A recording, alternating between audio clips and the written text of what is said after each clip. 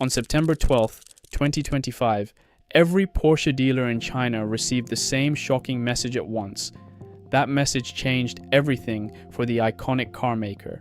Just 3 years before, in 2022, Porsche appeared unstoppable, generating record profits. By 2025, however, half their stores were closing. This is the story of a company that went from invincible to barely surviving. To understand how far Porsche fell, we need to go back to 2022 when everything was perfect for the company. That year, Porsche sold more cars than ever and achieved record profits, making $7.4 billion. Their profit margin reached an impressive 18%, unmatched by competitors like BMW, Mercedes, or Audi. The company's IPO raised $10.3 billion, and its valuation soared to almost $82 billion, confirming Porsche as one of the world's most valuable automakers. Imagine leading Porsche in 2022. Every choice worked, customers flocked to buy, and new ideas succeeded. That's how 2022 felt. CEO Oliver Blume, at the company's helm, promised that by 2030, 80% of all Porsche cars would be electric. This meant a full shift from gas engines. He invested billions to prepare, closing gas engine factories and halting new gas engine development. The future was electric, and Porsche aimed to lead. Everyone believed him: investors, customers, employees. But 2022 wasn't the start of a climb, it was the peak.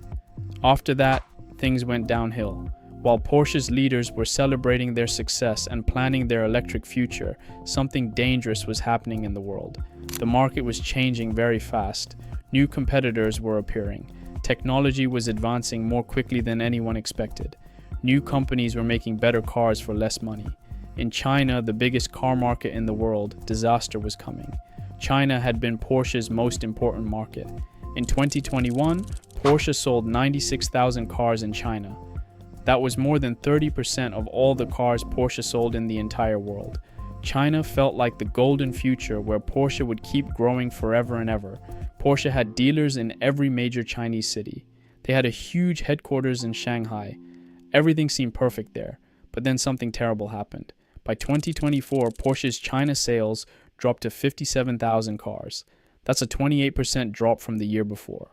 By 2025, it got even worse. They sold only 41,938 cars. In just 3 years, Porsche lost almost half of their biggest market. That's like if you had a best friend who is always with you, and then they suddenly stopped talking to you and left forever. The reason this happened was not Porsche's fault. The market had changed completely. Chinese car companies were making amazing electric cars.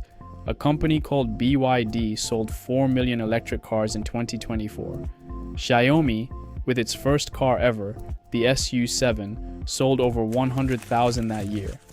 These Chinese cars had better screens, software, and technology, while costing much less. Young people in China didn't care about Porsche's history or racing wins. They wanted the best technology at the best price, which Porsche couldn't match. Porsche started closing dealer stores, dropping from 150 in 2024 to 114 by the end of 2025, and planning for only 80 by 2027. But the problems in China were only the beginning. Something even worse was happening within the company. As China faltered, Porsche's rescue plan failed. The Taycan, its flagship electric car, was meant to show Porsche's electric expertise and rival Tesla. Instead, it became an embarrassment. Consumer Reports called it one of the most flawed cars they'd seen. Owners reported breakdowns on highways, unexplained dashboard warnings, and sudden failures, even fires. 5 major battery-related recalls followed, drawing global attention to Porsche's missteps. The range problem was as serious as the fire problem. Porsche claimed the Taycan could go 400 kilometers, but in reality, it only managed 240 to 280. Owners felt betrayed.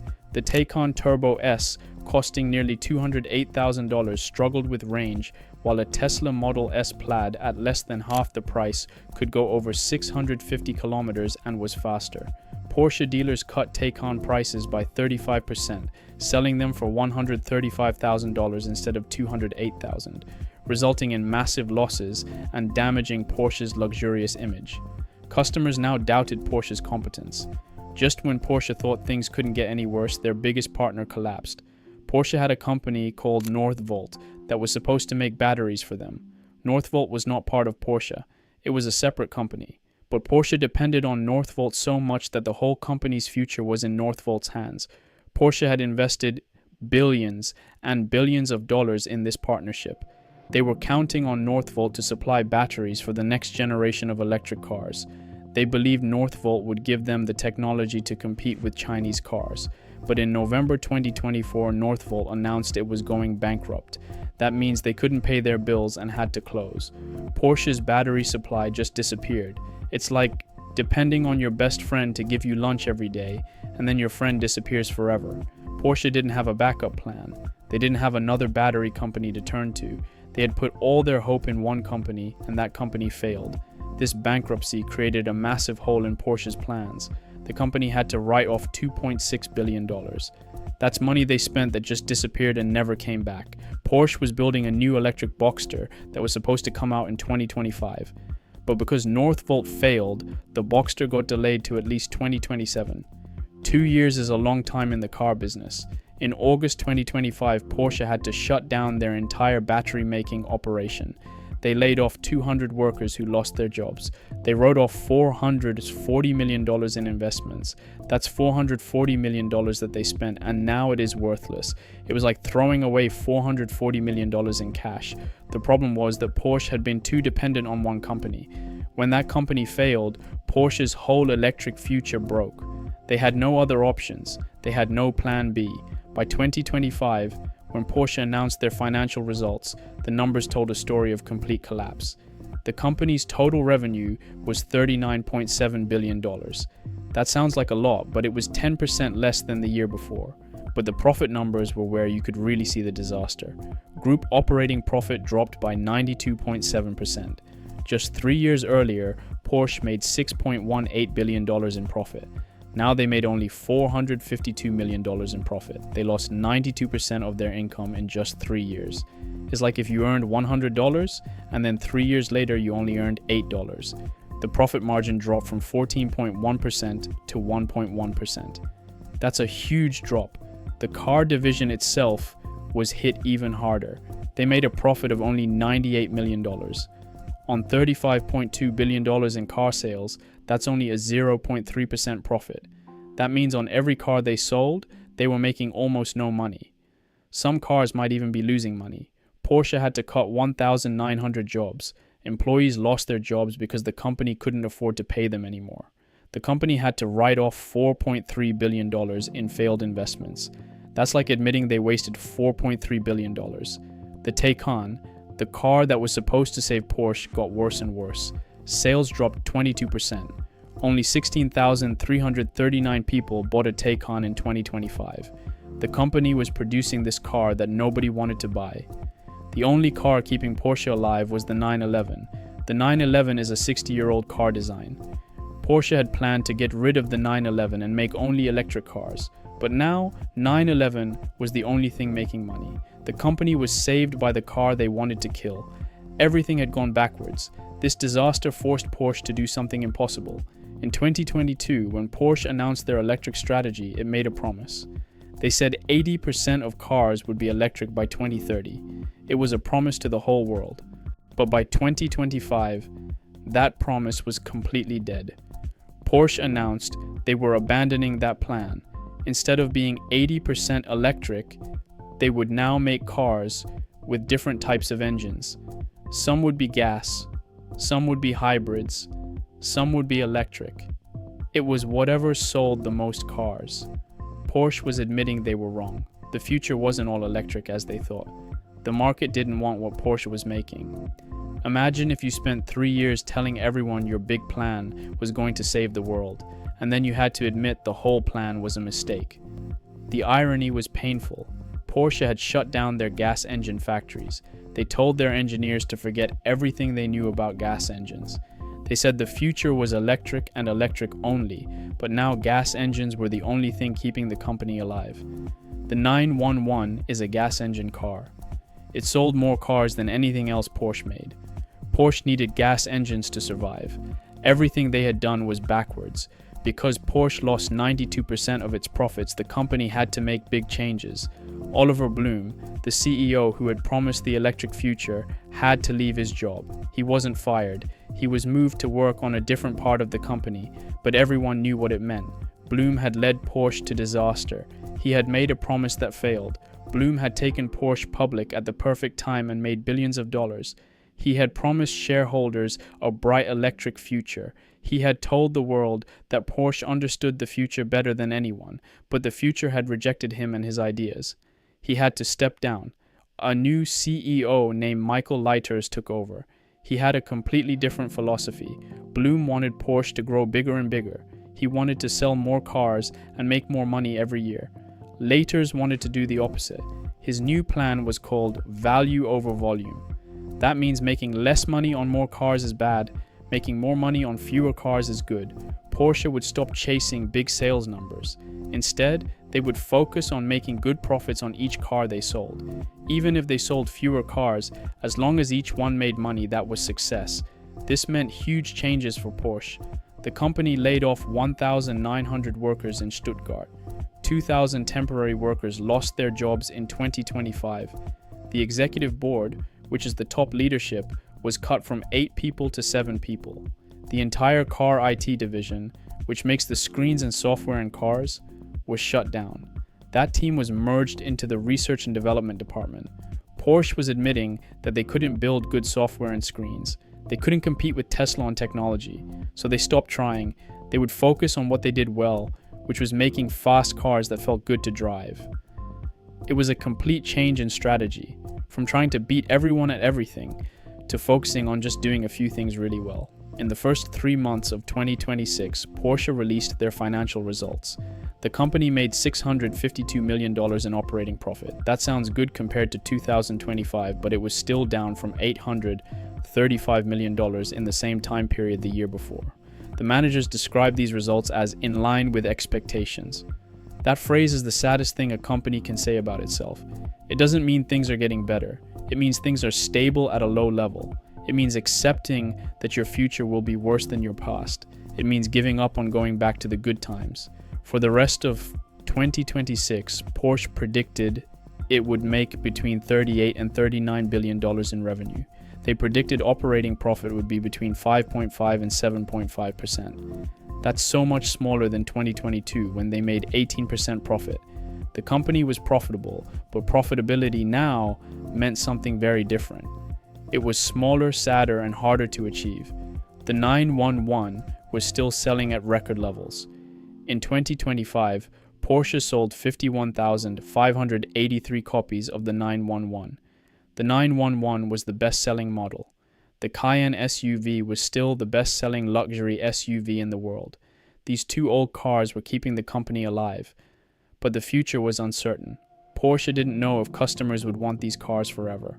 In April 2026, Porsche made a bold move. They showed the world a new electric Cayenne at the Beijing Auto Show in China. This was the car that would save them. But this electric Cayenne wasn't a pure Porsche creation. Porsche had partnered with Chinese companies to make it. The Chinese companies made the screens and the software. They made the computer systems. Porsche had to admit that they couldn't do it alone. They needed help from the companies that had defeated them. It was embarrassing. Porsche was famous for being independent. They designed everything themselves. They made everything with German engineering.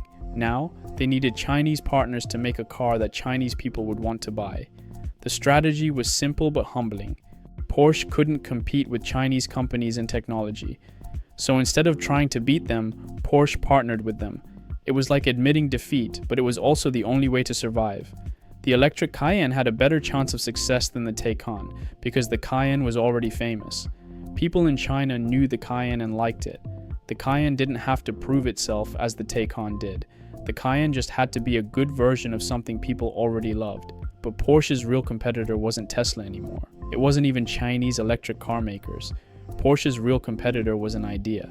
That idea was that, in the modern world, having a long history doesn't matter anymore. Having heritage doesn't matter anymore. Only having the best technology and the best price matters. If that idea was right, then Porsche was in trouble. Heritage wouldn't be enough to save it. In autumn 2026, Porsche was planning to announce Strategy 2035. This is the long-term plan that would tell the world how Porsche would survive for the next 10 years. Nobody knew what this strategy would be. Would it be more partnerships with Chinese companies? Would it be focusing even more on the 911 and Cayenne? Would it be finding a way to become electric again? The answer to that question would determine if Porsche could survive in the 2030s. By 2026, 4 years after the peak of 2022, Porsche was no longer falling apart. It had stopped falling. The company was still profitable. The 911 was selling at record levels. The Cayenne was still relevant in the luxury market. Porsche wasn't collapsing as people had expected, but Porsche was no longer leading the future of cars. It had been defeated by competitors with better technology and lower prices. The company that said it would lead the electric revolution had lost that revolution. The brand that built its identity on history and heritage had discovered that history and heritage weren't enough to survive anymore. Porsche's journey from 2022 to 2026 wasn't a dramatic collapse. It was a slow, methodical fall from the top of the world to struggling in the middle. The numbers told the whole story. From 18% profit margins to 5 or 7% margins, from 96,000 cars sold in China to 42,000, from $7.4 billion in profit to $452 million, from a bold plan to lead the electric future to desperate partnerships with the companies that beat them. But here's the most important part of the story. This crisis wasn't really about failure. It was about a company discovering what it actually was. Porsche wasn't a technology leader. It had never been a technology leader. Porsche was a performance and heritage brand that made beautiful, fast cars. The crisis happened because Porsche tried to be something it wasn't. The company tried to become a technology leader like Tesla. It tried to compete on screens, software, and batteries. It failed because that's not what Porsche does well. If Porsche survives and becomes successful again, it will be because the company accepts what it actually is. It will be because Porsche focuses on making the best driving cars in the world, not the most advanced cars. It will be because Porsche sells to customers who care about performance and design, not just price and technology. The recovery won't come from beating Chinese electric car makers at their own game. The recovery will come from being better at what Porsche does best. This crisis teaches every old car company the same painful lesson. You cannot depend on having a long history. You cannot depend on heritage and reputation. The market demands constant innovation and improvement. The market demands understanding what customers truly want. Porsche had all these things in 2022. By 2026, the company had lost all of them. They had stopped listening. They had stopped adapting. They had stopped understanding their customers, and the market punished them for that mistake.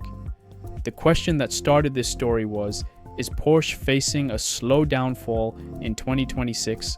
The answer is yes, but not in the way people expected. Porsche isn't collapsing, it's not disappearing, but it's slowly sliding down from being one of the most important companies in the world to being just another luxury car maker. It's falling from being invincible to being mortal. It's falling from leading the future to following the crowd. Porsche had everything in 2022. By 2026, the company had lost most of it.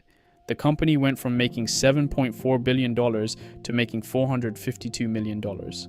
That's not a failure. That's a catastrophe. In just 4 years, Porsche lost 92% of its income. No company is too big to fail.